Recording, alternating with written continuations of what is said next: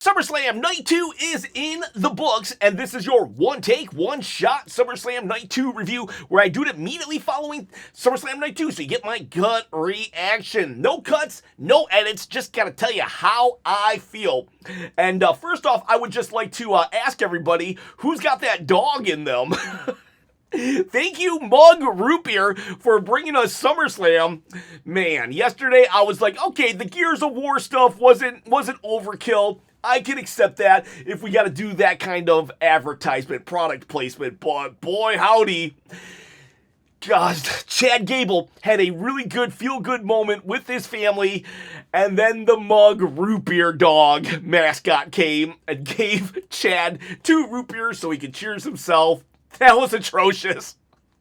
That was so bad that I couldn't help but laugh. It was like, that was worse than the Cinnamon Toast Crunch mascot in the blood feud of Dirty Dom versus Rey Mysterio at WrestleMania 39. Holy God.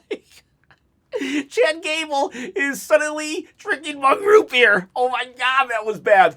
The commercials, like yesterday, for some reason, the commercials didn't bother me yesterday, but they bothered me tonight. I'm not even just talking about the root beer dog. Like, they bothered me tonight. It felt like commercial. Like, we could never really get the momentum of a PLE because the commercials, they were just, it just kept happening.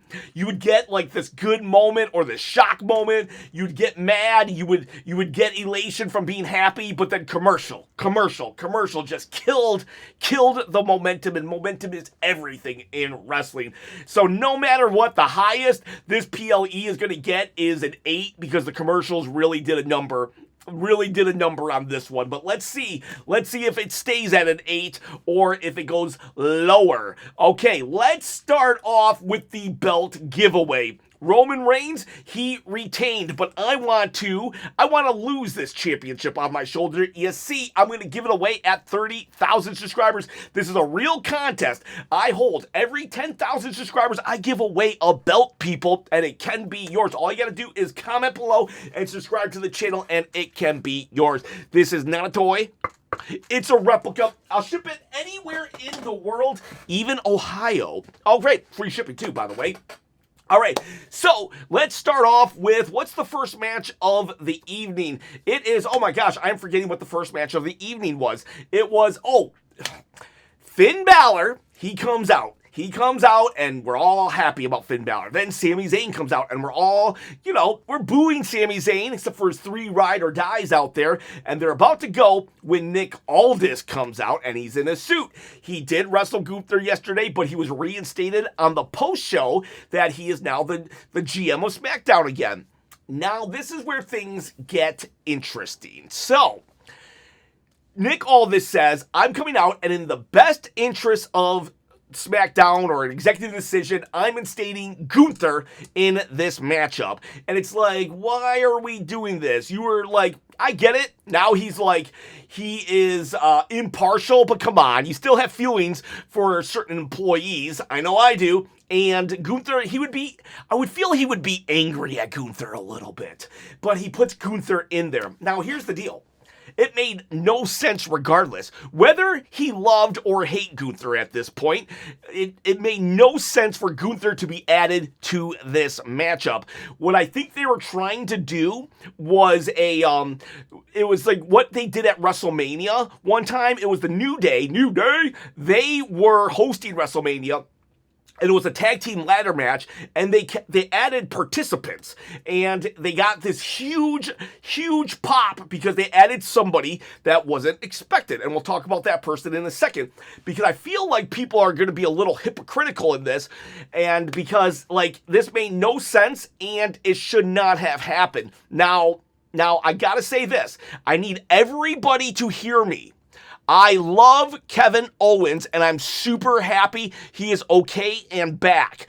But after Gunther was added to the match, they added Kevin Owens. And literally, like if we're going kayfabe storyline-wise, this does not make sense. I am super happy KO is back. I need everybody to hear me when I say that, but How does it make sense that Finn Balor fought a match for a number one contendership? How does it make sense that Sami Zayn got himself, as a reward for getting screwed over time and time again, he got himself a match? It makes no sense for both of those guys who signed a contract for a one-on-one match for a world title match, contendership, that suddenly Gunther is added for no reason whatsoever. Like, no reason whatsoever Gunther is added to this match. And then they add KO to this match. For everybody who got sick and tired of or complained that CM Punk, okay, you got to take your feelings out of this. Take your feelings out of this and look at this impartially. A lot of people were upset that CM Punk took 2 months off, right? Came out of the blue and got a title match, right? And then he even won. A lot of people were upset about that. That's basically what Kevin Owens did. Kevin Owens, after a 17-month absence, came out of nowhere, and then he gets inserted into a number one contenders match on a giant PLE, and he wins. Like, you can't be mad at CM Punk and not be mad at Kevin Owens. Listen, I love Kevin Owens. You're allowed to love Kevin Owens and still feel that this was not fair and does not make sense. And the same goes with Baron Corbin. If anybody is mad that Baron Corbin can be gone for 2 years and then instantly inserted in a title match, right, with no victories, and then get a big-time pay-per-view match, well, then you also got to be mad at Kevin Owens. Fair is fair. And I think a lot of people are just going to be hear that like, oh, why don't you like Kevin Owens? He deserves it. He deserves it. No, storyline-wise, Kevin Owens does not deserve it. He needed to work his way into something like this. Very happy he's back, and from just an emotional level of a connection, I love Kevin Owens, and I'm super happy that he is okay. So, like, but I don't know if people can distinguish the difference between me talking about how it's unfair storyline wise and how happy I was to see him. Now, all of that said,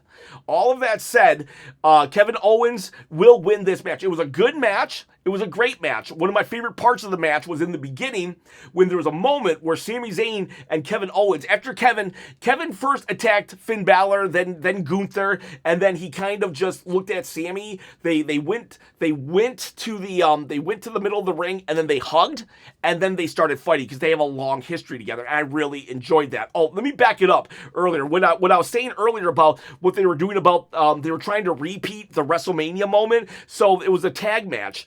And the New Day, they came out and they were like, they made it look like they were about to insert themselves into this ladder match at WrestleMania. And it's like, oh, okay, cool. You know, we like the New Day. And so that's what they did here. He inserts Gunther. Okay, cool. Gunther deserves a shot at it. You know, he's a great wrestler, whatever. And then at WrestleMania, the New Day was like, and here's the Hardy Boys. And everybody popped. It was so unexpected. Hardy Boys came out of nowhere, and then they won the match. And that's what we did here. And here's Kevin Owens. Everybody popped. It's so unexpected. Doesn't matter if it makes sense or not to the story. It was unexpected and a pleasant surprise, and he comes out. I think they were trying to repeat that moment here, and the crowd was very happy to see him, myself included. But yes, so anyways, we have ourselves a match, and it is a fine match. It's a good match. Kevin Owens did not lose a step. He's doing swanton bombs. He's doing his rolling cannonballs, everything. So, like, he will win. He will win, and this will allow Sami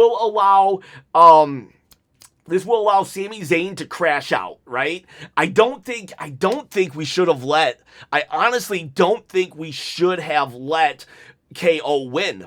I understand why KO won, but I don't think we should have let him win, because now Sami Zayn, it's going to be hard for Sami Zayn to crash out against his friend Kevin Owens. It's like those two should kind of be on the same page, in my opinion, but it's like, Sami Zayn has all the reasons to crash out, but Gunther really doesn't anymore. Gunther now had a reason to crash out before this match, but now he got inserted into a match and he just didn't win. There was no shenanigans whatsoever, so now Gunther has no excuse on why he's not the number one contender. Sami Zayn still does, but what about Finn Balor? What about Finn Balor? If you look at it from a story perspective, for Nick Aldis to be like, I'm making an executive decision to put 2 more people in this match, it shows that Nick Aldis is not confident in Finn Balor or Sami Zayn as main event players. So he had to go and find 2 people who he was. So it actually kind of, in a way, subconsciously buries Finn Balor and Sami Zayn, but it's okay for Sami to get buried because that's part of his character right now. He crashes out because things weren't fair. But Finn Balor, now we're like, oh, okay, well, the machine's not behind Finn Balor. And Gunther, well, he lost his ability to gripe because now he's had an opportunity to get back as #1 contender. That said, Kevin Owens is back, and it's amazing. Didn't know if he was ever going to come back. He said, even as little as a month ago, he wasn't sure if he would ever wrestle again. So, like, kudos to Kevin Owens for fighting it out, making it happen, and he is back. And that is going to be quite a promo battle between him and CM Punk. Kevin Owens is no slouch on the microphone, and he has beef from long time ago. CM Punk in Ring of Honor days one time called him out for wrestling with a t-shirt. They had beef, legit beef from way back in the day. So I am interested to see how that plays out. So Kevin Owens he wins. Doesn't make sense to the story, but on a human level, it's great that he's back, and he is your new #1 contender. Then we have Trick Williams versus Trick Williams and Little Yachty versus Baron Corbin. I hated this match. Absolutely hated this match. First off, okay, up until tonight, I was willing to give Little Yachty a celebrity pass. This guy, I felt like, okay, this guy knows his role. He knows that he is not the main star. He's not even the co-star. He is a supporting character that puts over Trick Williams. Now it feels like he's a little too big for his britches. Like he has his own Titantron. He gets introduced first. He's taking up too much attention away from Trick Williams. I honestly, I wish Little Yachty would go to someone like Ricky Saints at this point. Trick does not need Little Yachty anymore. I felt Little Yachty added. He was like the garnish to Trick Williams' Bloody Mary, right? But now he feels like, I don't know, now Little Yachty's trying to be the vodka. And no, Trick Williams is the vodka and the tomato juice. If Little Yachty is getting too big, he can go and be with Ricky Saints. Like, for real. Like, Ricky Saints could use that kind of rub. Trick Williams can be by himself. That said, Trick Williams goes and he faces Baron Corbin. It's a fine match. It's a whatever match. I think that Trick Williams, now that he's a babyface, he's trying to relearn how to be a babyface. He was definitely much better a heel, and he is acclimated to the babyface thing. It's a little difficult, but the Little Yachty situation isn't helping. Anyways, he's facing Baron Corbin, and oh my god, I cannot believe this. Baron Corbin won. I was so mad. I could not believe that Baron Corbin won.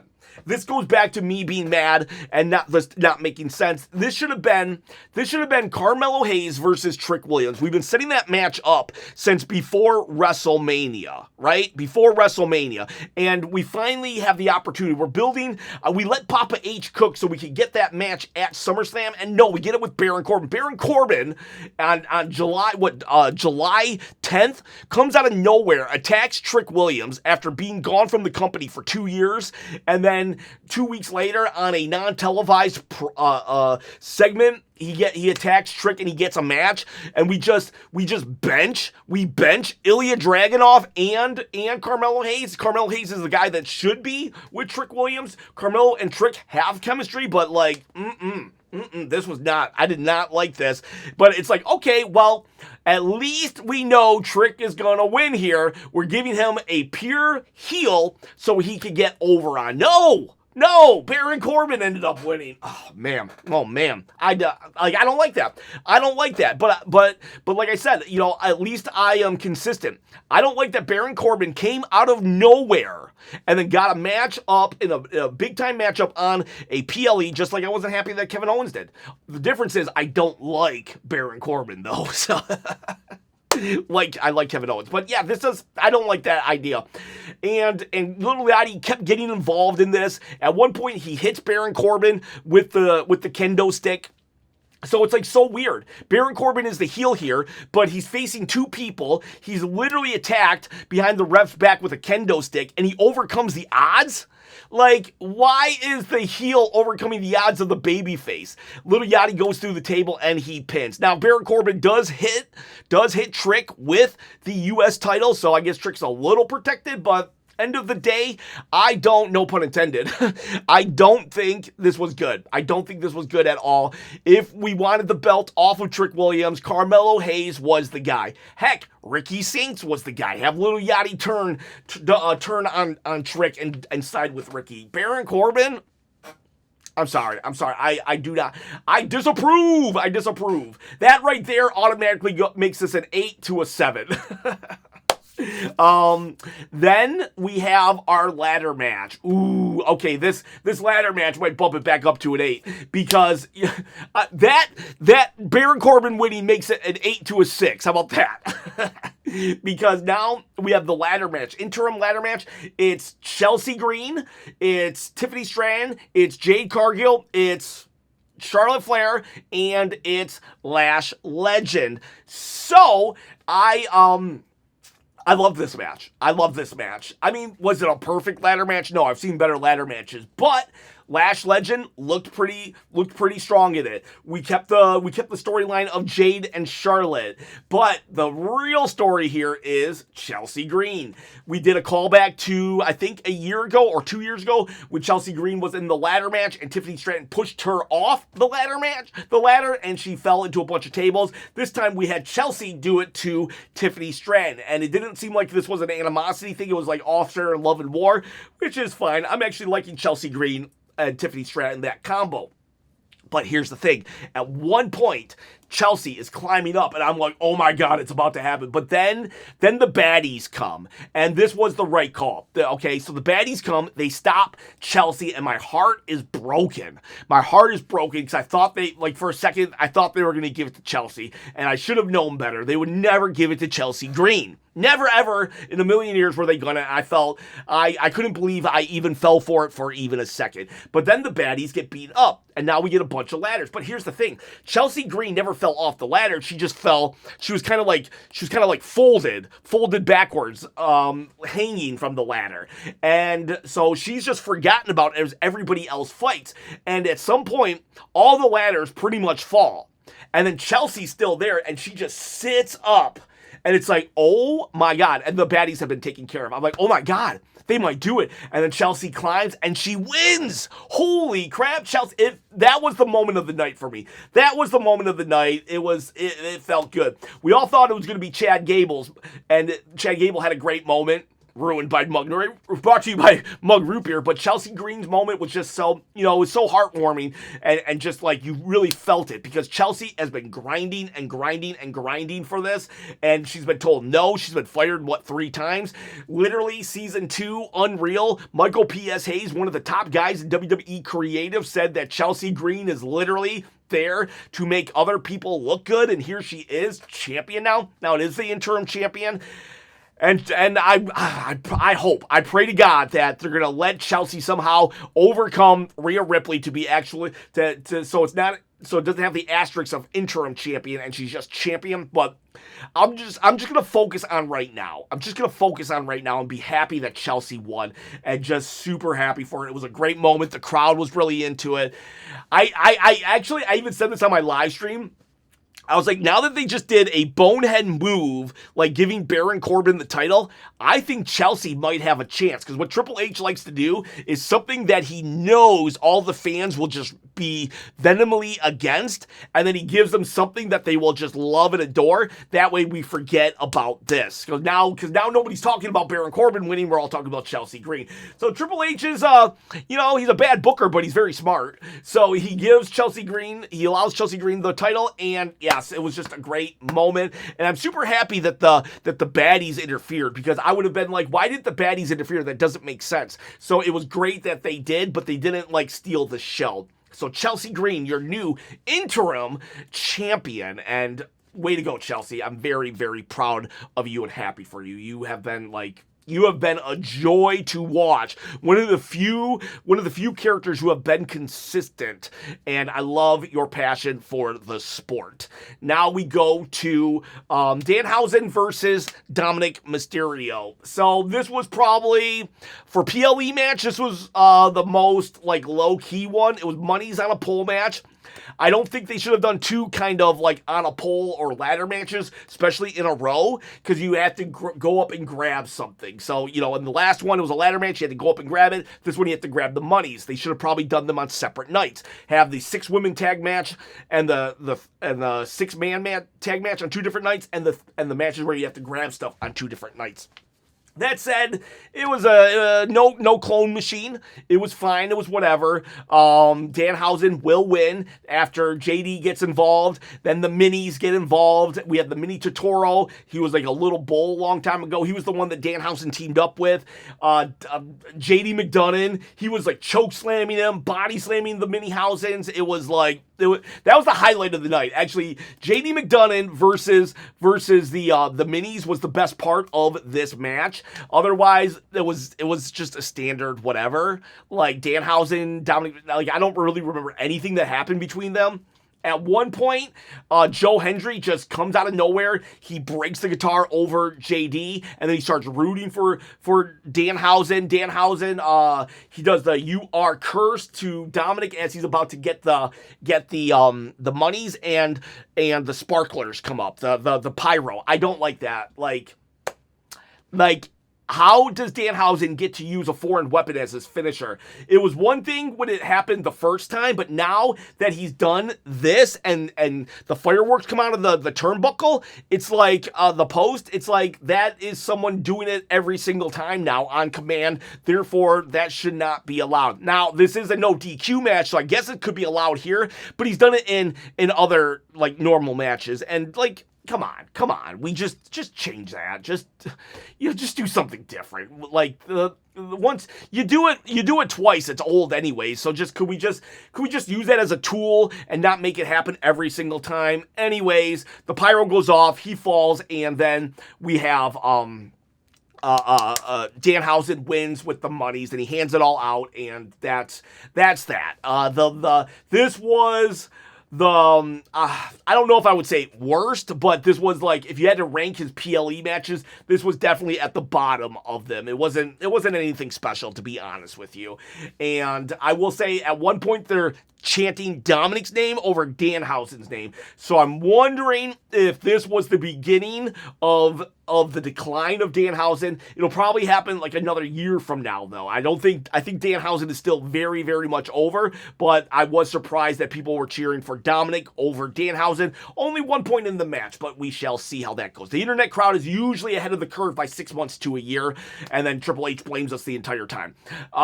Then we go to Chad Gable versus Penta. This was a lot of respect here, lots of respect. They shake their hands, they do all that stuff, and then they have themselves a good match.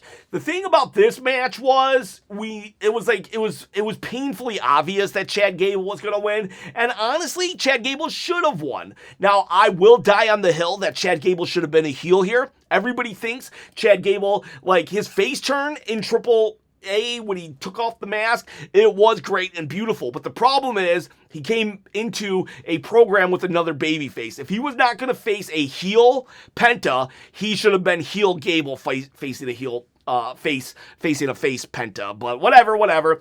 They had a good match. The thing that was painfully obvious about it was that Chad Gable was going to win. So it almost like you're kind of just watching, waiting for it to happen. You're waiting for Chad to win.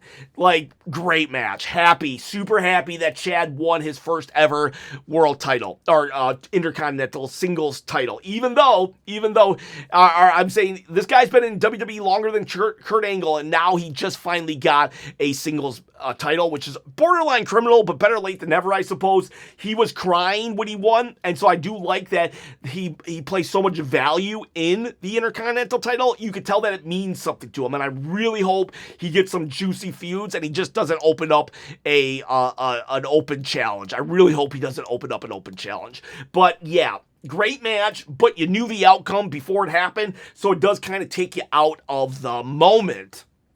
And then Chad wins. He brings in his family. I like that his mom and dad were like really cheesy, and that the mom had a Chad Gable's #1 fan, and the dad was like Chad Gable's #2 fan. Ha ha ha. That's good. That's good parent humor right there. And then the highlight of the night, the mug root beer dog comes and gives Chad Gable his root beers.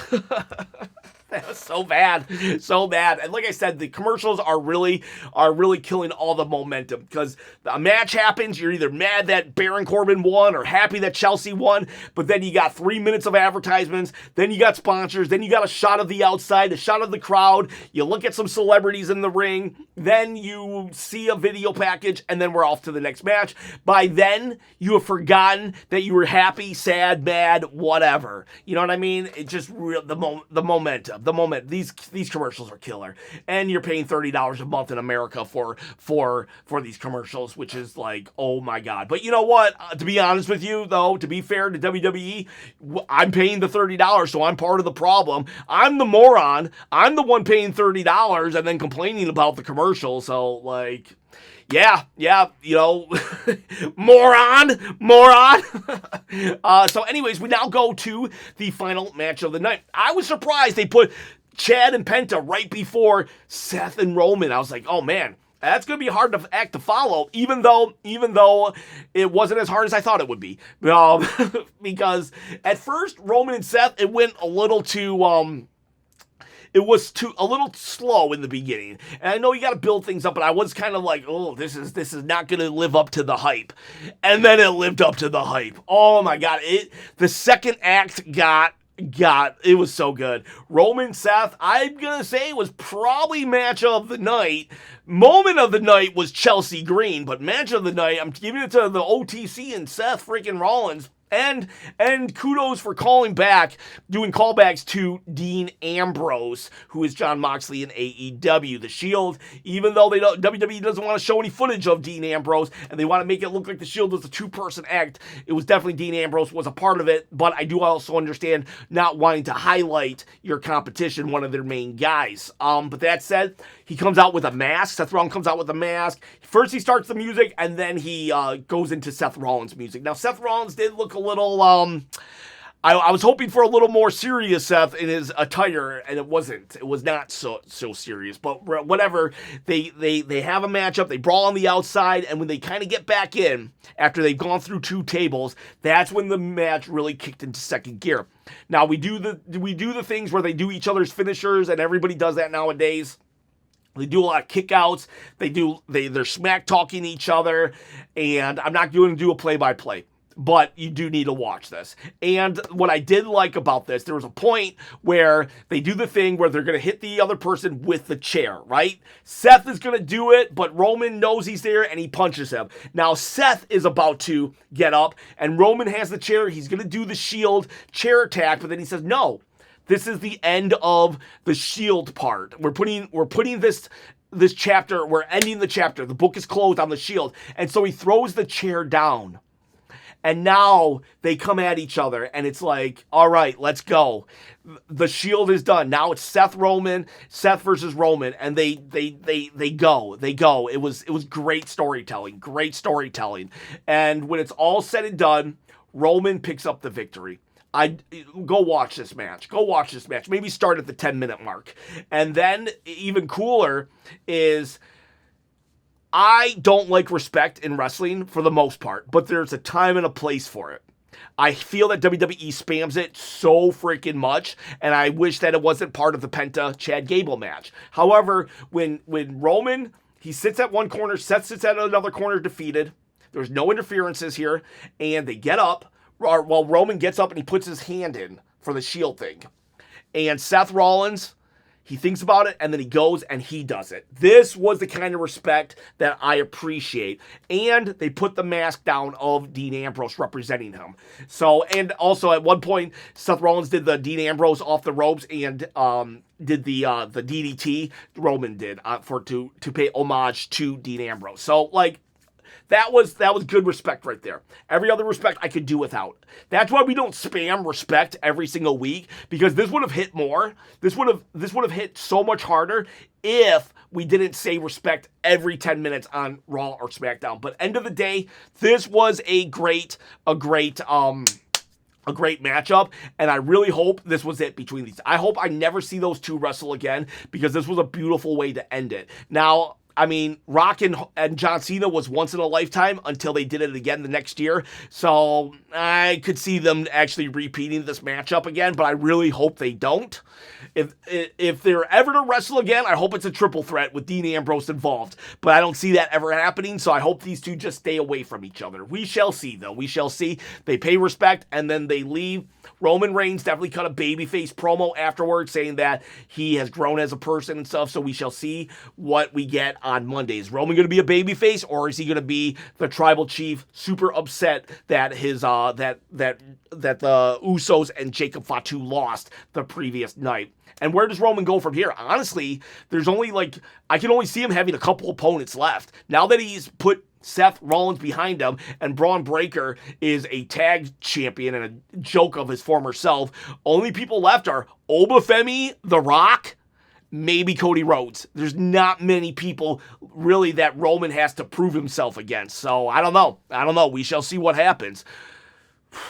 Probably a War Games match. Maybe slight chance they want him to face Bronson Reed, because Bronson has one victory over him. But honestly, it's just Rock, Oba, maybe Cody. That's about it. So we shall see. I don't know. Anyways, night 2, I will bump it up to a 7 or 6. 7 or 6. 6.5.